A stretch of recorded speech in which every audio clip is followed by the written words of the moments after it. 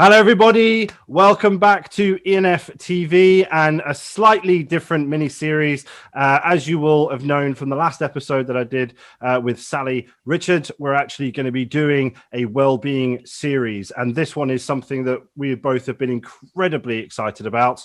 And we've got Dr. Julia Jones, otherwise known as Dr. Rock. So, Julia, we'd love to hear a bit more about you, your background, obviously what it is you do. I know that Sally and I are incredibly excited to have you on the show. And hi, Sally, if you want to say a big hello to everybody. Yeah, so we've all got our super rock glasses on and respective sort of black t-shirts, etc. Yeah. I'm really excited to speak to Julia. I got introduced to Julia only recently by her sister, Sarah Jones, from Guestline, and I've been participating in some of Julia's social media sessions as well. We're both complete rock buffs, Tom and I, so we're dead excited to learn from Julia about how she uses music for general well-being. So Julia, welcome. And I guess, first of all, could you give us a bit about your background, please? Yeah, so, well, thanks for inviting me to this party, firstly. I gained my Dr. Rock nickname because for 25 years I've been showing people how the brain responds to music. I started off decades ago working with British Olympic teams leading up to the Sydney 2000 Games, showing them how to use music to control anxiety, improve sleep, boost motivation, improve performance, training, endurance, stuff like that. And even back then, you know, all the neuroscience evidence showed that music is exceptionally powerful. And I was in a band at the time. Surprise, surprise, with my backdrop. Loving the backdrop. And I was DJing. So, you know, it just sort of blew my mind that all this stuff happened when you presented the brain with music. But, you know, when you think about it, it's not surprising because the ears lead to the brain. They don't lead to a black hole or a brick wall. They lead to the brain. And every air molecule that triggers a tiny hair inside your ear creates an electrochemical response, as do all our senses, that our brain uses to figure out what's going on in the outside world and to determine whether it's a threat or not. You know, our entire existence is our brain trying to figure out if we're in danger or not and then responding according to that.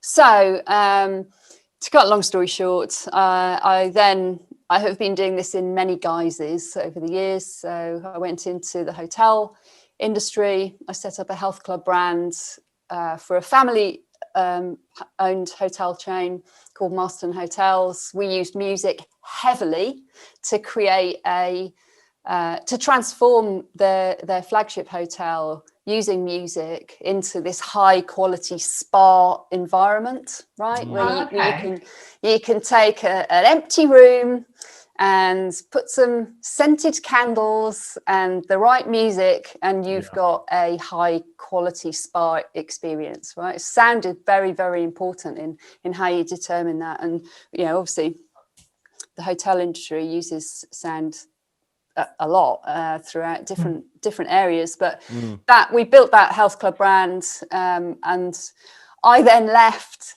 to do an MBA because all my qualifications were in psychology and physiology and exercise science and things like that. So I left to do an MBA, and my friends stayed and ended up getting shares, and it was sold for £180 million. And so I went off to do an MBA to learn about business, and they stayed and became millionaires, which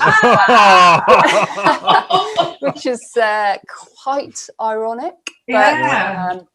So over the decades, I set up an experiential marketing agency. So we work for a lot of brands and retailers, putting music in store, using the same brain science. You know, how do you make a customer feel a certain way? And more recently, my PhD looked at music taste. So how the music from our youth, those memories remain intact, even in late stage dementia. A person will still be able to sing along to a song that they grew up with in school. That led me back into wellness. I've been working with the NHS on dementia programs, and but the final part in this very long-winded telling you about myself is that I wrote a book called The Music Diet. Yeah. Which came out in 2019. And this sort of put all the decades of neuroscience research that I've been using since the 90s. And there is tons of evidence showing how influential music is in terms of brain, how you can harness it through singing, dancing, all these things have specific effects and they produce brain chemicals and things. So this became a wellness program, which is running in corporate offices. And during lockdown, I started doing it just with people I know as well, like online stuff, which is what Sally's been joining from my home.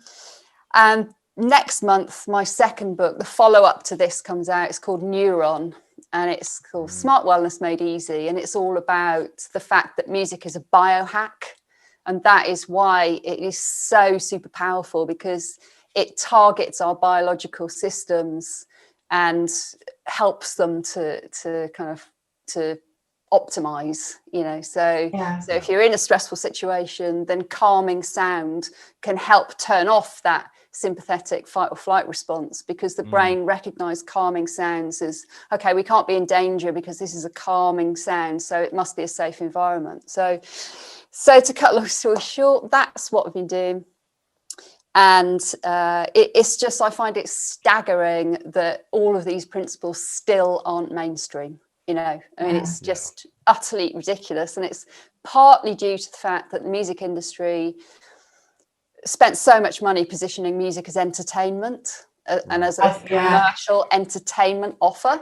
And now it's really hard for people to detach their word blindness around music away. Oh, it's fun, it's entertainment, stuff like that. It's like, yes, it is that, but it is also a biohack, which means you can use it to improve your sleep, your focus, your environment, your, manipulating your autonomic nervous system to control your mood state, your breathing, your heart rate, your cell metabolism. It is a really, really powerful biohack that simply isn't being harnessed by people because they don't know about that aspect of music and sound.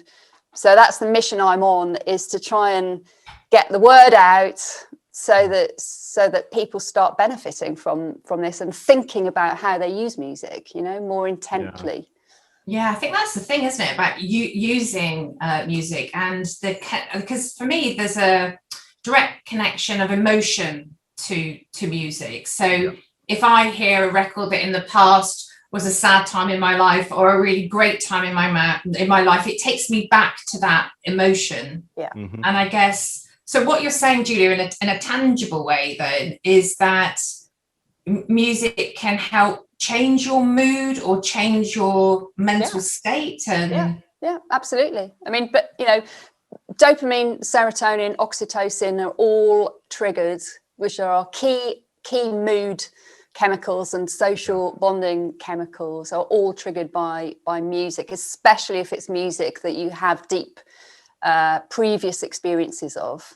And our brain waves also, you can get an entrainment effect around music where music, can calm down and slow down brain waves. So if you're going from beta brain waves down into alpha, more in an alpha relaxed state, and down into theta, real deep relaxation state, kind of meditation stuff, sound, it is a switch, if you like, to be able to do that. Yeah. And the same around breathing. If you use certain music tempos as a pacer for breathing, then it's a highly effective method of switching off cortisol release, stress, the stress response. Yeah. Training the vagus nerve to stay in control so that you're not triggering cortisol all the time, because your parasympathetic branch of that nervous system is healthy. Because you've been training it using Wim Hof breathing, or all those paced breathing things, whether you're just doing them in bed or in a cold shower. It's all training the vagus nerve, and the music can do that, and singing does that. It's the vagus nerve it's wired into lots of different organs, including around the voice box. So singing produces a vibration effect that can help, improve vagal tone as well as lung capacity and everything else. It's incredibly interesting, isn't it? I know. It's like being. But it's why is this stuff not told? We're like, why is No, this I know. common knowledge? It's been around for decades. I read my first music neuroscience article in 1992 when I was studying sport and exercise psychology at university. That's like more than 25 years ago. And the World Health Organization has recognized music as a health tool. Yes. And yet it's just, you get the odd thing on TV and the occasional article in the national press, but it's still fairly, niche, this kind of. I guess the frustration as well is it's so accessible as well. It's not, music is accessible. It's not something you've got to pay, you've got to go to the gym, you've got to pay, it's in your home. It's easy to, to plug into, isn't it, these days, more than ever? Really? Yeah, absolutely. And it's the even more amazing thing, if this could possibly be more amazing than it is already, but the even more amazing part is that you don't actually need the music to be present to get the same effect, because your brain, even when you're singing a song in your head, right, the same neurons are being activated, the same chemicals are being released. So it's simple, Julia. It's like the higher the tempo of the music, the more alert and excitable you are, versus if it's a lower, if it's a more methodic or kind of music, then the more it brings you down. Is it as simple as that? It is. If you think of, humans have been around for many millions of years, and our brain thinks that we are living the way that our ancient ancestors lived. I read your old brain. We all have old brains. It's, we have an ancient brain. All our circuits are based on survival. It thinks we're still living in the outdoor natural environment. We've only created all of this craziness in very, very recent history, right? In the last few generations, really, of the world as we know it. Our brain has no idea. It does not know the difference between this ceiling light and the sun.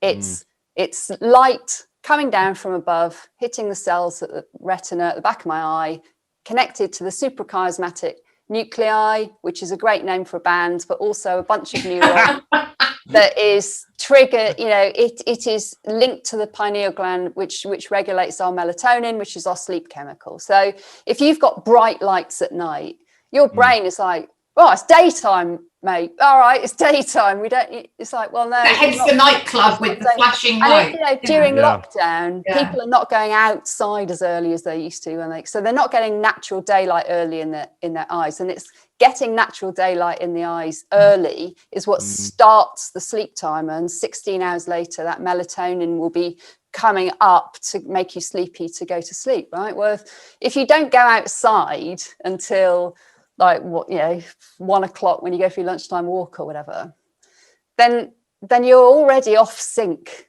because you used to go out to get the train at 8 or whatever. You would get getting natural daylight in your eyes. So going back to your point, Sally, everything, we have to think about everything as right. We have an ancient brain. So what does our ancient brain think when it receives sound information from the environment through our ears? Soft, slow, calming sounds are not usually the sound of threat. They're the sound of a parent naturally going, if you're trying to get your baby to sleep, you don't go blah blah blah blah, blah. That's not going to work. You do slow, calming, soft sounds, sounds of safety. Whereas the sounds of thundering hooves coming towards you potentially could be dangerous, right? Which is high tempo music, drum beats, that could be a herd of elephant coming this way, or the neighboring tribe or something that could be a danger. And so there is that fight or flight sort of response, which can be anxiety inducing, or it can be thrilling and energizing if you know that you're not in a dangerous environment. So those are the basic principles of, if you're trying to get to sleep, very, very simplistic music with no lyrics in it, because the brain, you don't want to give your brain lots of work, right? You're trying to switch it off. You don't want to stimulate it. Sleep mode. If you're putting words in there, the brain is automatically tuned to decode those words. So is that person talking to me? Is this information I need to know? So no vocals, instrumental music, calming. And it doesn't matter if that's, chilled Ibiza lounge vibes or classical. It's the genre is irrelevant. It's, do you find it soothing? Well, tick. That's your sleep playlist then. Sure. That's a good sleep playlist. I suppose in terms of from a day-to-day practical point of view then, so if, I say if, we definitely have a lot of people in our industry anyway on furlough right now. There's a lot of stress. There's a lot of anxiety out there. A lot of people at home. And I suppose in terms of obviously any suggestions, really simple things that people can do, I know from a personal experience, if I go into a bit of this, so if I know that I've got to get on with a piece of work, there's a load to it, and I've got to get in front of my computer, I'll put on some liquid drum and bass. And it's one of these things that will just tick away. Maybe there's a certain melody that I can sort of just hum while I'm working, and that really works for me. But for somebody else, it could be completely distracting and completely, no, this is, counteractive to what I'm trying to achieve. Yeah. And I suppose, is there things that people can do at home right now with music to help them in their day-to-day lives, reduce stress, get them energized? What can people do, I suppose, or what tools can they use as well? Yeah, I mean, well, as you say, using music, everyone pretty much now has got access to music. The streaming services have made it beyond easy to kind of dial up a playlist of all kinds of things. But you need to be mindful that when you're putting in, music for focus, for instance, into Spotify or whatever it is, you'll get a ton of playlists come up when you search for that. That does not mean that those playlists are suitable to help your brain get into a focus mode. They're just a playlist that someone has put up and they've called it focus. Yeah, right. Yeah. So it doesn't mean that is going to work for you. It's about finding, try different playlists and then figure out, this really helps me get into a flow state. When I work with elite sports and athletes, it's all about getting into that flow state. And the way you get into that flow state is blocking out distractions. So, this is an entry point to the brain. If you're putting something in there that you know works for you, then you're also blocking out the distractions of everything else that's going on in the home and around and other sounds outside. Because even if you're not consciously processing that information, the brain is processing that information, right? It can hear the bin lorry outside or the kids playing in the next room or everything like that. Headphones in, choose your playlist, and you're channeling useful data through that thing instead of just letting any old sound go into the brain. So using playlists is super powerful. I am a big champion of dancing. A 3-minute song can completely change your brain chemistry and bring you back in the room, when you've been back-to-back Zooms all afternoon and you're absolutely shattered. 3 minutes of just going into the kitchen, making a cup of tea or whatever, and while you're up and about, just moving around to those vibes. No one can see you. Dance like no one's watching. That's a t-shirt. Dance like no one's watching. And you're changing your brain chemistry by doing that, because firstly you're increasing your circulation to your brain anyway, it's getting more blood and more oxygen, but it's also releasing dopamine, your motivation reward chemical, serotonin, acetylcholine for concentration, focus. It's the easiest reset button is to just put a song on while you're making a cup of tea, boogie around a bit. You know, you don't have to be John Travolta or whoever the more modern dancer is, Bruno Mars.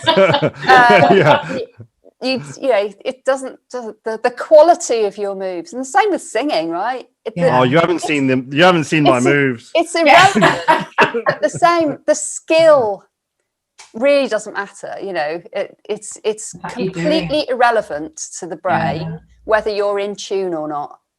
Right. The same benefits happen whether you're a good singer or a not so good singer, an amazing dancer or a dancer that cannot keep a beat. Totally irrelevant. You still get the same brain chemical effects and the same circulatory effects.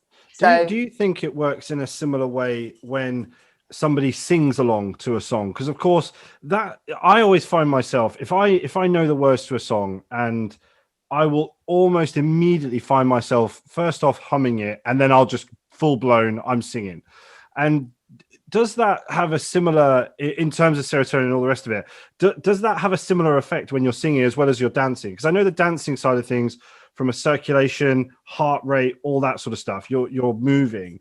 But from a singing aspect, does that bring out any chemical reactions or anything that also brings in that sort of positive element, I suppose? Yeah, absolutely. I mean, singing, if you think that the lungs and the heart are directly,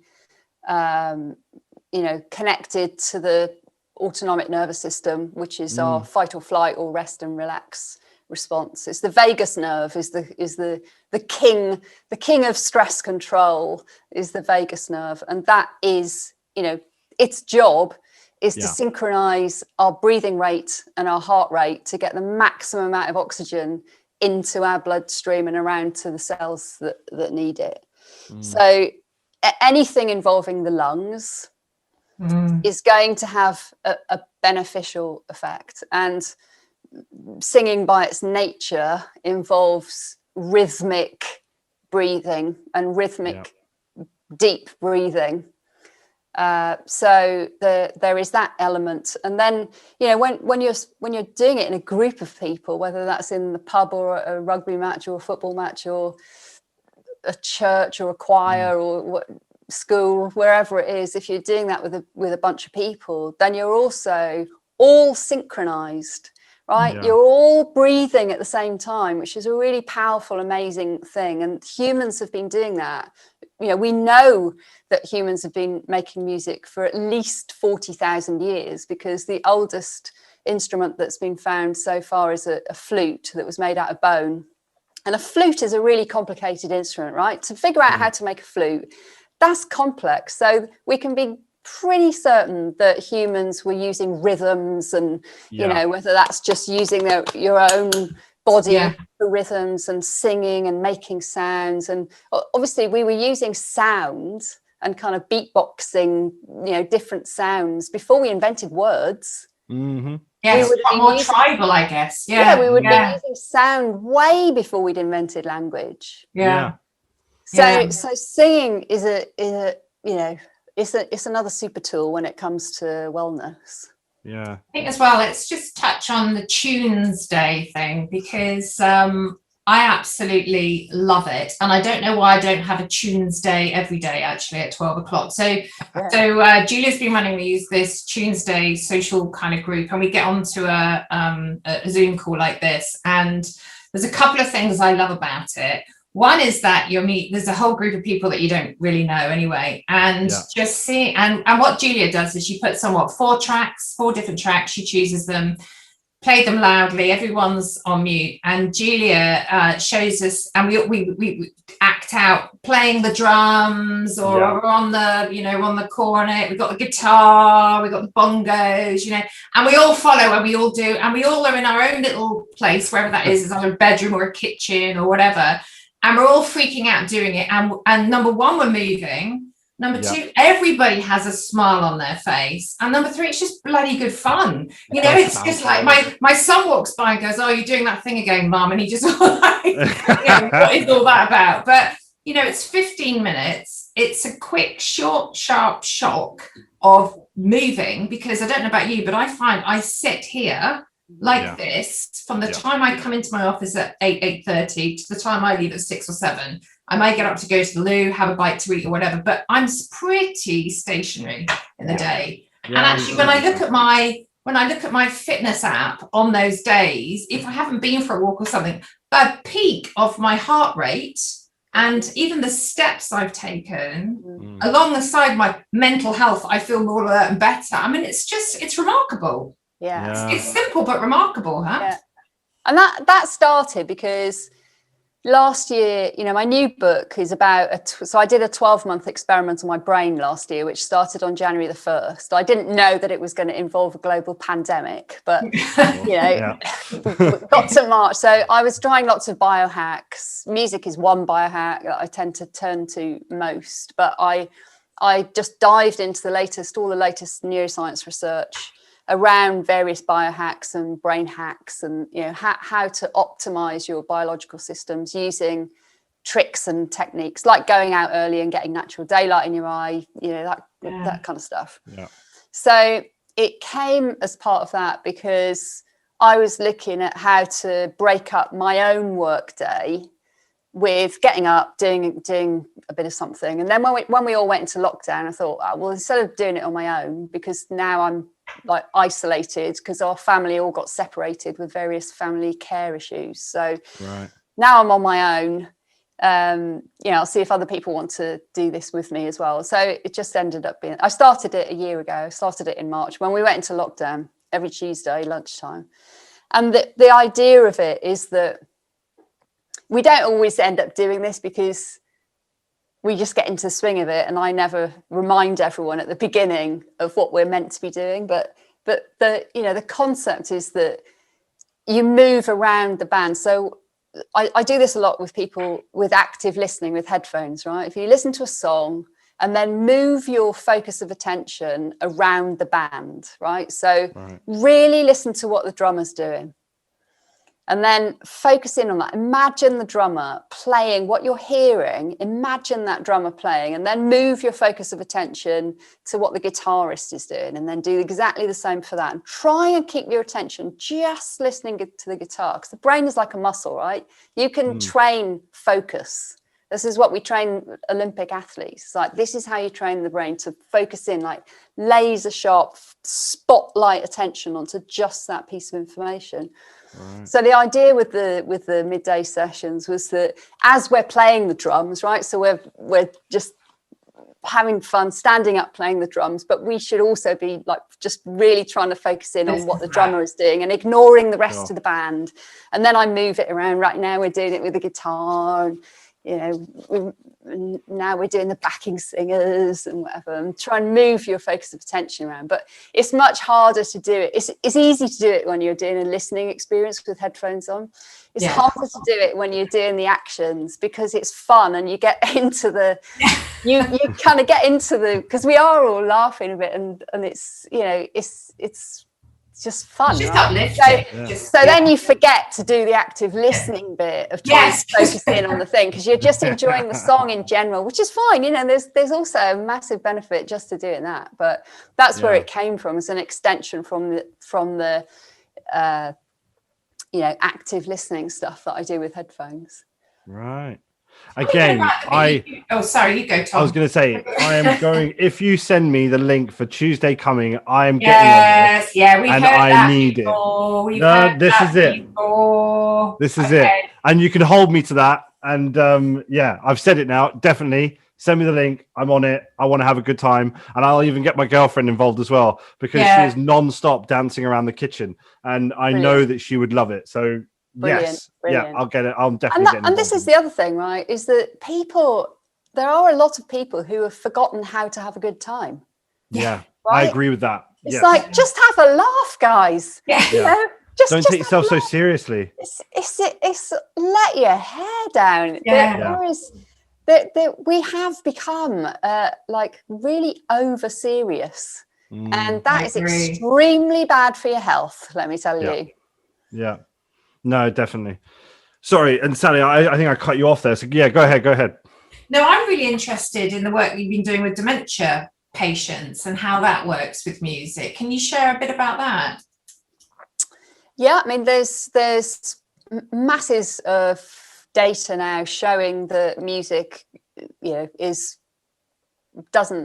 music memories from youth don't erode in the same way as other memory functions. So as you're obviously losing brain tissue throughout dementia. I mean, you're losing brain tissue throughout life unless you're actively preventing that decline. Same as your muscle tissue. If you don't use and keep pushing to try and create more tissue, then it does naturally decay throughout the aging process. And you can slow that down. Learning a musical instrument is scientifically proven to be a supremely effective way of maintaining brain tissue because it's so complicated. Your brain has to juggle sound, movement, rhythm, synchronizing lots of things, visual information, singing maybe as well, reading that. There's a lot of information that your brain has to synchronize. So it's learning music and learning a foreign language are the two scientifically proven methods of maintaining brain tissue. But wow. So sign up for some music lessons. But with the dementia piece, obviously once someone is in that decline, then even in late stage dementia, music is pretty much the only way to engage someone, calm them so that they're less agitated, need less medication because they're not as agitated, because you can connect with them through their music memories. And there's no real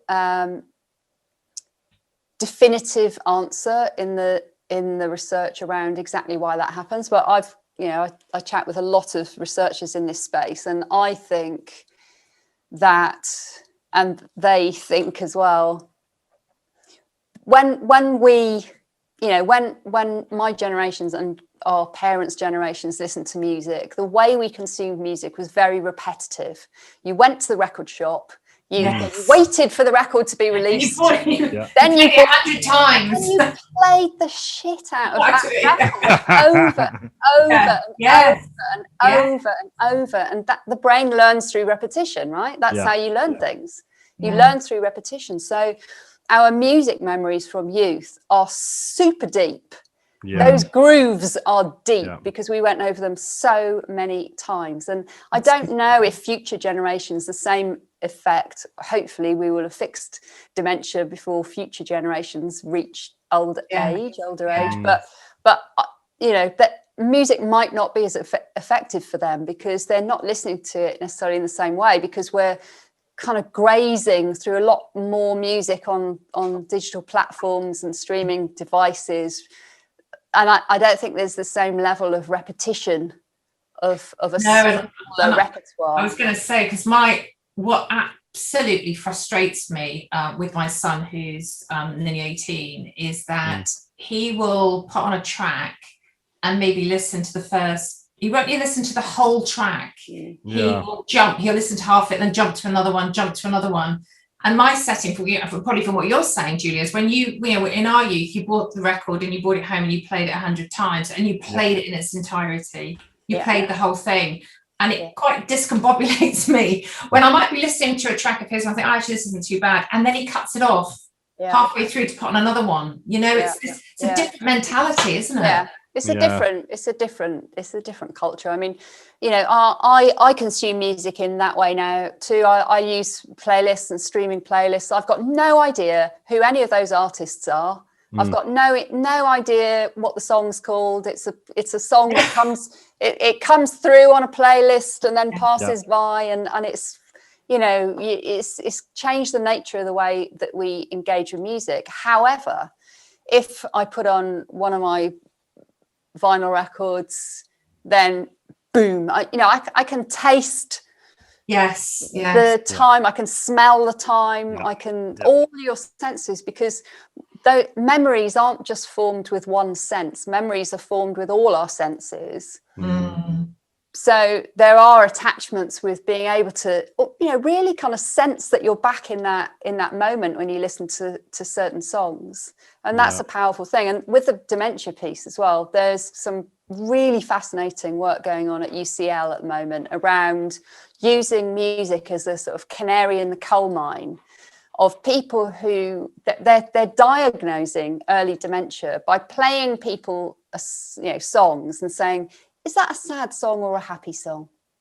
And someone who has dementia cannot recognize the emotional quality of that song. So they might recognize the song and be able to sing the song, but they can't say whether it's sad or happy song, right? And so they're using it as like an early detection of cognitive decline in certain regions of the brain. So interesting, isn't it? It is interesting. Incredibly interesting. Yeah.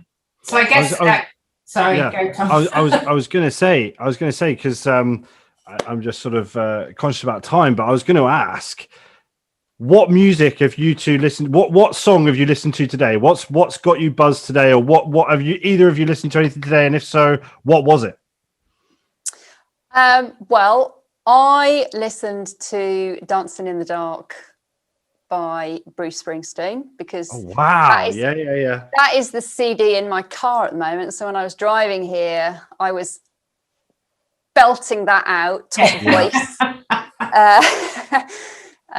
But then I got here and I've been listening to I don't know what since I got here because it was just a playlist on my iTunes. So but my active listening choice was that song. What have you listened to, Sally? Do you know what? I have the radio on in every room. I have it on permanently, and I don't know why, but I'm not comfortable in a quiet environment. So in my office, always I have the radio on, and in the kitchen, in the bedroom, everywhere, it's radio. And so nothing particular this morning because I'm a passive listener, I think, but I did remember singing a bit along to a Michael Jackson song, which I don't particularly like, but I think it just captured the moment. Do you know what I mean? Yeah. You know them all, so you can singing along whilst I put the kettle on or something. But last week we were doing a thing with a client around body percussion, and we were showing them how to do Michael Jackson Beat It with like. Oh, okay, yeah. Oh, how cool! And then our guitarist was then playing the song while they were doing the groove, on the body percussion, which is quite good. Yeah, love that. I love that. So I listened to you may know it, System of a Down, Toxicity. Cool. I absolutely every time that comes on, it gets me going. Have you not heard of that before? I don't think I have. I don't know if I know that. I haven't heard it for a while, but I know it. I love it. Yeah. So System of Is that Down. Something on your own playlist, Tom, or is that something? It's basically something that my mates, because I obviously used to be in a band as well. So me and my mates, we used to listen to System of a Down. We listened to Foo Fighters, maybe some heavier stuff that is probably for another show. But and that one, every time it comes on, I just find myself immediately start sort of singing along, which is why actually I asked you earlier, does that sort of singing element also bring in those positive vibes? Because every time I do it, it's almost infectious. I can't quite help singing along. Does that make sense? I just find myself doing it. Yeah, and the other thing is that when you see people in an audience or at a gig, and if you go on YouTube and watch a concert or something like that, when the camera pans across and everyone's smiling, right? Yeah. They're just, their relaxed state is a smile. And that, again, the autonomic nervous system is, the eyes and the muscles of the face are all connected to that. If you see a smiling face, a smiling, relaxed face, then stand down. We're not in a danger threat situation. Friend. It's a friend. And music does have that effect, which is, it's in every culture on the entire globe. Everywhere has got music at the heart of its culture because it is part of being human. And is there a correlation between as well, Julia? You know, if you're listening to radio and then the track comes on, you're like, turn it up. Or if you've got a song, you turn it up. Is the loudness of it as well? Is that why is that? Why do we want to hear it louder? That's a good point. It's that increased kind of adrenaline effect again, because it's like, well, loud songs are dangerous, right? But if you know you're not in a dangerous situation, they're exciting and they're exhilarating. Yes. It's like my son gets in my car, I turn on the car, that arousal. And he goes, "Why do you listen to music so loudly?" Yeah. And I'm like, I guess they've not experienced concerts like we have. Again, I was a roadie in my boyfriend's band. Hopefully they also won't experience tinnitus like yeah. What do you mean you need to put a headphone on when you go to a concert? Don't be ridiculous. Get close to the speaker. Yeah, it's amazing.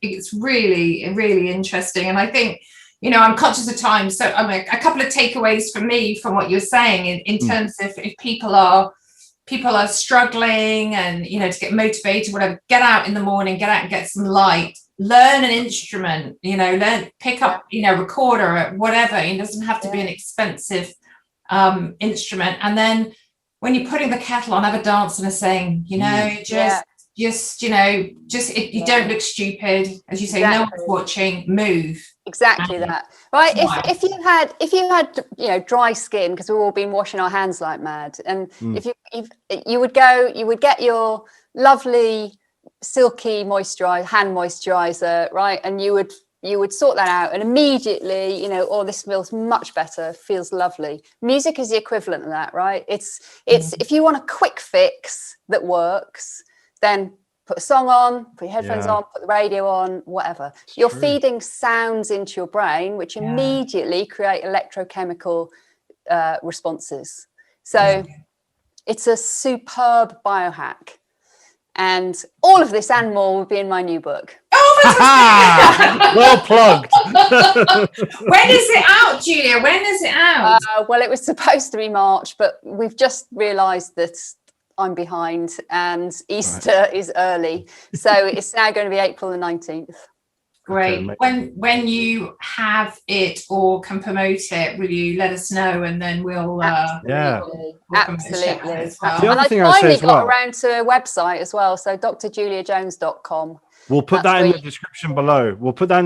So people can check it out. Do we have can we get a link where people can find the book that obviously is already out? The was it the music diet? Was that right? Or the yes. I've shown you already. There we go. Is there a place that people can click on, you know, like Amazon or something like that, where they can actually get that? Can we put that below as well? Yeah, it is. Well, actually, it's saying out of stock on Amazon at the moment because I've just signed a book deal, and so where it was available had to be ended. So when the new one goes live, this one will also go live at the same time, so which was meant to be next week, but now it's in a few weeks. But great read. That's all right. Great read. We'll have some time. So what we'll do, if we can, we'll put that link below so people can obviously check that out. And of course, we'll put your website below as well, because I think it'll be really helpful for people to just check it out and find some more information about you and obviously what you do. So yeah, we'll make sure that happens. There's some playlists on there as well, and links to I think there should be a link to the Focus Runway, which is the soundscape that I use for Focus. Actually, is that on there? I need to get that on there if it's not on there. And I've done some self-hypnosis recordings. I think they're on there. And also this book has just been turned into a children's book as well. It's called Billy's Marvelous Music Diet, and I've just recorded the audio video version of it as well, which is it's on the Social Book Club. So how cool. Audience have young kids, and it's all about a cute giraffe. It's super cute. I love brilliant. that. Brilliant. I love that. Well, I wish you all the best. And great to see you both in your shades, looking so I was going to say. But our super cool look on. Yeah. Well, Julia, I just want to say a huge thank you for taking the time out of your busy schedule, giving us an incredible insight into what it is that you do, your background, and I'm not being funny, but all your instruments behind you as well. It just looks so cool. So a massive thank you from me, and yeah, I just want to say, yeah, it's been great and a real eye opener as well. And you rock, Dr. Rock. Yeah. Thank you, my dear. And I look forward to seeing you both at my tunes session. Yeah. All Me right. and my girlfriend will both be there, and we'll both be rocking our socks off. I can promise you that. Excellent. Shades Brilliant. on. Yeah. Shades on. Yeah. Yes. Shades on. Good. All right, guys. All Well, right. thank you so much for tuning into this episode. Make sure you tune into the rest of this mini series, which is all around well-being, with myself and Sally once a month, and we're going to be bringing on some more fantastic guests. But for now, thanks so much for tuning in, and make sure you see who's on the next one. Thanks very much, guys. Thanks. Bye-bye. Bye. Cheers. Bye.